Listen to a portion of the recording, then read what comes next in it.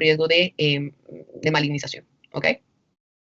Bien, los síndromes polipósicos familiares son trastornos autosómicos dominantes donde los pacientes pueden llegar a tener miles de pólipos, ¿sí? Y esos pólipos que estos pacientes generan sí que son pólipos de tipo neoplásico y ellos pueden tener un mayor riesgo de transformación maligna.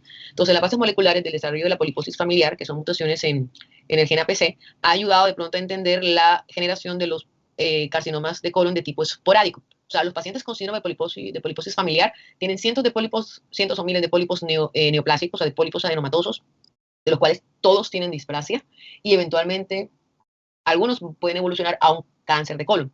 Las mutaciones que se han involucrado en el síndrome polipósico familiar están involucrados en mutaciones en el gen APC. Pero se descubrió después que los pacientes con cáncer de colon esporádico también tienen mutaciones en el gen APC, aparte de otras mutaciones relacionadas con la estabilidad genómica y de microsatélites y fenómenos de hipermetilación en genes relacionados con reparación celular.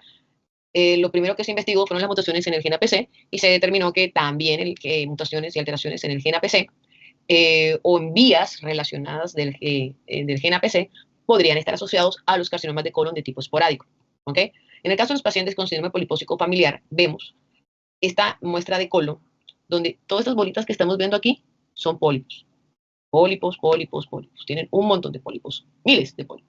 Después tienen un pólipo predominante de mayor tamaño, con mayor displasia y que eventualmente puede tener transformación maligna. Por eso es que básicamente los pacientes con síndrome polipósico familiar van a desarrollar cáncer de colon. Es que la pregunta ni siquiera es si van a desarrollar cáncer de colon, es cuándo van a desarrollar el cáncer de colon, porque básicamente su destino es tener cáncer de colon los pacientes con síndrome polipósico familiar.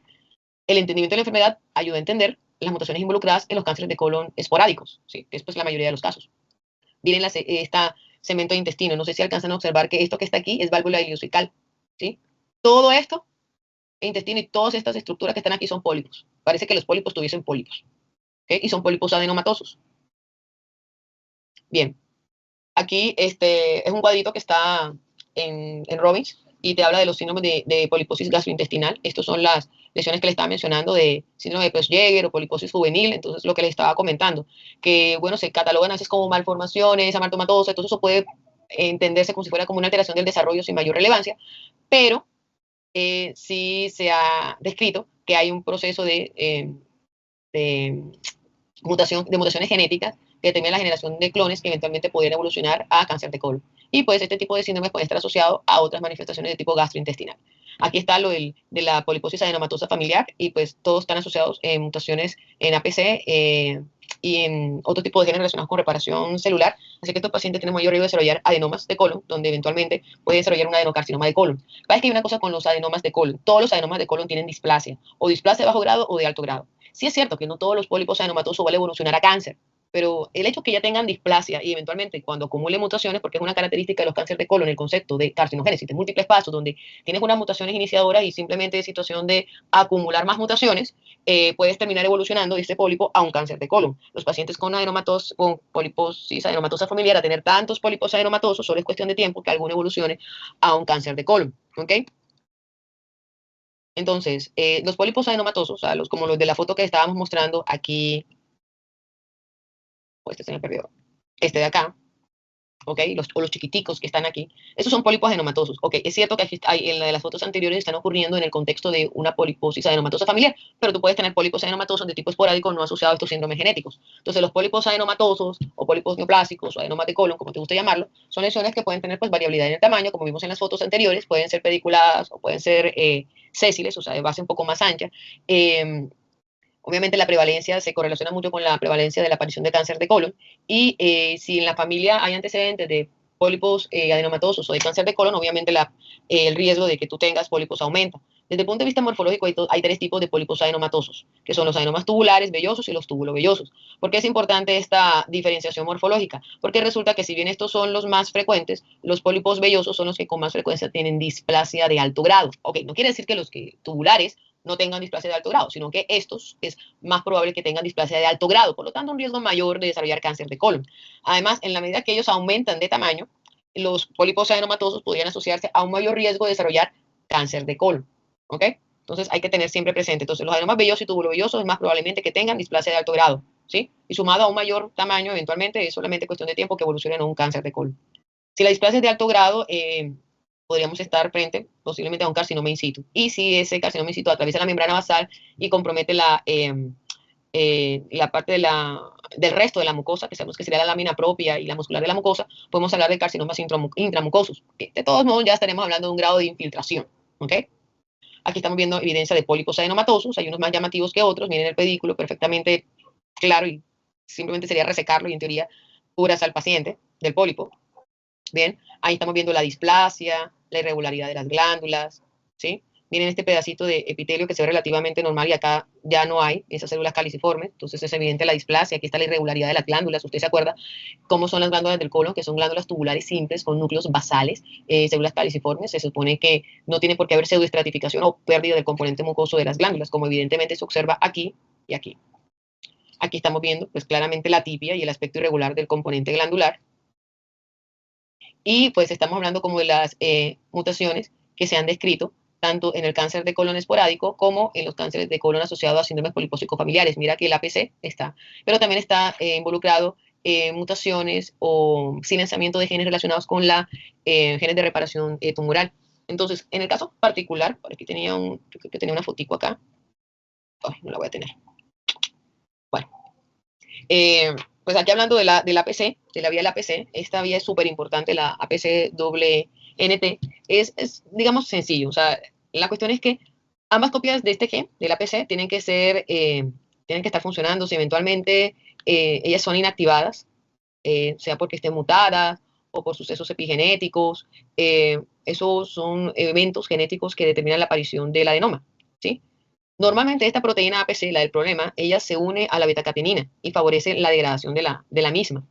Y esta betacatenina es un componente de la vía de señalización de esta, de WNT, que son vías involucradas con la mayor proliferación celular. Entonces, si tú tienes pérdida de la función de APC, esta betacatenina que mencioné antes, que se supone que se une a la APC para poder ser degradada la betacatenina, si la APC no está funcionando, la betacatenina se acumula, se trasloca al núcleo y ahí forma un complejo con otras proteínas del ADN y activa la transcripción de genes involucradas con la proliferación celular, como MYC y ciclina D1. ¿Ok? Entonces, esa beta-catenina que se está dejando de degradar por el mal funcionamiento de APC es súper importante. De hecho, se ha descrito que, por ejemplo, pacientes con cáncer de colon que no tengan mutaciones en APC, pero de pronto tengan mutaciones en beta-catenina, que digamos que hace irrelevante la función de APC, estaría ocurriendo la misma situación. Beta-catenina se acumula y se activa la señalización del WNT, o sea, se sigue dando la translocación de la beta-catenina al núcleo y activándose MYC y ciclina D1, ¿ok? Entonces, eventualmente esta mutación no es la única que se presenta, sino que pueden presentarse más mutaciones, como mutaciones en KRAS, que están relacionadas con proliferación celular, ¿sí? Porque estimula la proliferación celular, inhibe la apoptosis, entonces obviamente es solo cuestión de tiempo de que se favorezca la proliferación celular, ¿sí? También puedes tener pronto mutaciones, y eso es algo que siempre ves en todos los tumores malignos, que se suman mutaciones relacionadas con una mayor actividad de la proliferación y supervivencia celular, sumado con mutaciones de genes involucrados con la supresión tumoral. Entonces, si tienes mutaciones de genes supresores tumorales, aquí por lo menos en cáncer de colon, se ha descrito mutaciones en SMAD2 y 4. Ellos están relacionados con la señalización de factor de crecimiento transformante beta, ¿sí? Que normalmente este factor de crecimiento transformante beta está muy involucrado con la regulación e inhibición del ciclo celular. Entonces, si tú tienes una mutación o pérdida de este proceso de señalización, vas a tener un mayor crecimiento de células, se hace descontrolado y pues obviamente vamos a tener una ventaja proliferativa, ¿sí? Y también, obviamente, como el P53 está metido en todo, no es raro que el P53 también se encuentre involucrado, la pérdida pues, de la función de P53 se encuentre involucrada en el desarrollo de cáncer de colon. Aunque hay muchas más mutaciones y otros genes supresores tumorales involucrados en el desarrollo de cáncer de colon de tipo esporádico, ¿ok? De todos modos, siempre que tengamos mutaciones en P53, es algo que contribuye de pronto al peor pronóstico de los tumores, ¿ok? Que contribuye obviamente a la inestabilidad cromosómica, teniendo en cuenta la función protectora per se que tiene el P53. También tú puedes tener situaciones donde pueda que no esté mutado el gen como tal, pero está metilado, y cuando está metilado, tú puedes tener entonces silenciamiento de la función de ese gen. Entonces, por lo menos situaciones donde hay metilación de los genes de reparación celular, que son estos de acá, eso puede generar otras variantes de cáncer de colon, por lo menos las mutaciones involucradas con metilaciones o pérdida de la función de los genes de reparación celular se asocian al desarrollo de adenocarcinoma y los adenomas aserrados, que era el que les decía que se parecía un poco a los pólipos hiperplásicos, que son no neoplásicos. ¿Ok?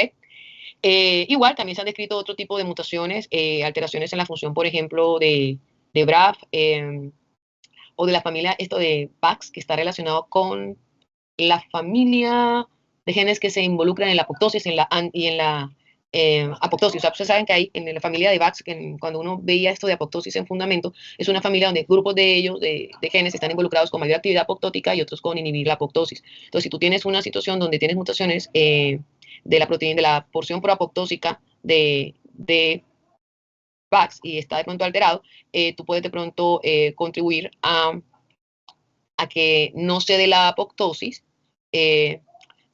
como esto es una proteína proapoptósica, si está mutada, no va a favorecer la apoptosis y células con mutaciones o daño genético van a fácilmente a proliferar. ¿Ok? Entonces, la mayoría de los tumores malignos que tú encuentras en colon y recto, pues obviamente son de tipo epitelial. Esta es la edad máxima de aparición. Es menos probable que en menores de 50 años aparezca cáncer de colon, pero siempre hay que tener presente que personas que tengan este antecedente de síndrome polipósico familiar, colitis ulcerativa o enfermedad de Crohn, tienen un mayor riesgo de desarrollar cáncer de colon. ¿Ok? Entonces, factores de riesgo asociados a la dieta, se ha descrito un exceso de aporte energético, entonces los pacientes con sobrepeso, obesidad, dietas inadecuadas, cargadas de carbohidratos, bajo contenido de fibras vegetales, el consumo excesivo de carbohidratos refinados, un exceso de ingesto de carne roja, ¿sí? Y obviamente la falta de ingesta de micronutrientes y alimentos con proteínas con propiedades antioxidantes implica un mayor riesgo de desarrollar, sumado a los factores, al daño genético, obviamente, al desarrollo de cáncer de colon. Esta parte es importante con respecto a la clínica. Por lo menos la mayor parte de los cánceres de colon se origina en recto y en el sigmoide, pero en esa localización también de pronto es un poco más es más fácil detectarlos, por lo que en teoría pueden diagnosticarse más tempranamente por el hecho de generar eventualmente una obstrucción, porque recuerden que el sigmoide es la zona de menos diámetro del colon, pero a veces los que están localizados en colon derecho o en ciego pueden diagnosticarse más tardíamente porque debido a la consistencia de las heces en esa localización, estos tumores pueden llegar a tener grandes tamaños antes de generar un efecto de obstrucción. Entonces los pacientes suelen tener manifestaciones clínicas más bien de tipo anemia, porque puede haber como pérdidas crónicas de sangre, y es por eso que los pacientes con anemias ferropénicas tienen que hacerle estudios genéticos, perdón, disculpen, estudios de búsqueda de heces, de sangre oculta en heces, ¿sí? Pacientes con anemias de causa a determinar. Una de las cosas que se debe investigar también es la posibilidad de pérdida crónica de sangre y de pérdida crónica de sangre en tracto digestivo. Entonces, por lo menos los pacientes con cáncer de colon del lado derecho o en el colon, con frecuencia las manifestaciones clínicas están más relacionadas con una pérdida crónica de sangre. El efecto obstructivo tiende a ser tardío porque tiene que tener tamaños muy grandes para poder generar la obstrucción del colon, y por la consistencia de las heces, al ser estas más líquidas, pasan relativamente fácil en la medida, a pesar de que se está obstruyendo progresivamente la luz, cosa que tú no esperas que ocurra en colon que están, en cánceres de colon que están creciendo en la zona de recto sigmoide, donde el diámetro es menor, y es más probable que se genere un fenómeno de obstrucción y también pues las características de las heces a este nivel. En zonas como en colon descendente o en transverso, el cáncer de colon puede crecer de manera circunferencial generando una estenosis, estrechamiento progresivo de la luz. Entonces se habla de que este tumor crece con forma de anillo en servilletero. No sé, en las mesas elegantes, de pronto en un restaurante, usted ven que las servilletas las meten dentro de unos anillos metálicos, que son los anillos de servilletero. Entonces, obviamente, la zona donde está pasando la servilleta, el anillo estrecha el tejido de la servilleta. Entonces, es básicamente lo que ocurre. Por eso es que le llaman anillo de servilletero. Es un crecimiento circunferencial del tumor, generando progresiva estrechez de la luz. Esto es lo que ya les acabo de decir. Y pues el carcinoma colorectal obviamente puede diseminarse por contigüidad o a través de diseminación linfática a los ganglios de drenaje o por diseminación de hematógena a hígado o pulmón. ¿Ok? Obviamente el peor pronóstico está en los tumores que tienen metástasis. Esta era la foto que estaba buscando, pensé que no la tenía, pero era pues básicamente lo que estaba mencionando sobre las mutaciones en APC y su relación con beta-catenina. Tú sabes, si tú tienes de pronto una mutación en una de las copias y por factores epigenéticos va y mutas la otra copia, entonces es básicamente, por eso que llaman del segundo golpe, es básicamente solo es cuestión de que se acumulen más mutaciones y desarrolles lesiones tipo adenoma y eventualmente carcinoma. También se han descrito que a veces hay mutaciones en telomerasas, lo que puede favorecer como el estado de supervivencia persistente de estas células tumorales, eso no lo había mencionado. Bien, aquí está relacionado con otra vía que está involucrado en las alteraciones por mutaciones, pérdida o silenciamiento por metilación de los genes de reparación celular, ¿ok? Y aquí están las otras mutaciones, BRAF y VAX, que están relacionadas con una mayor, un favorecimiento de la proliferación celular y de inhibición y pérdida de inhibición de la apoptosis. Bien. Listo. Aquí unas fotos de carcinoma de colon, de la invasión, la producción de moco, la irregularidad de las glándulas, el componente infiltrativo, dejan de ser glándulas tubulares simples, metástasis a pulmón, a ganglio linfático, a hígado, y ya. Bien, terminamos. ¿Alguna pregunta?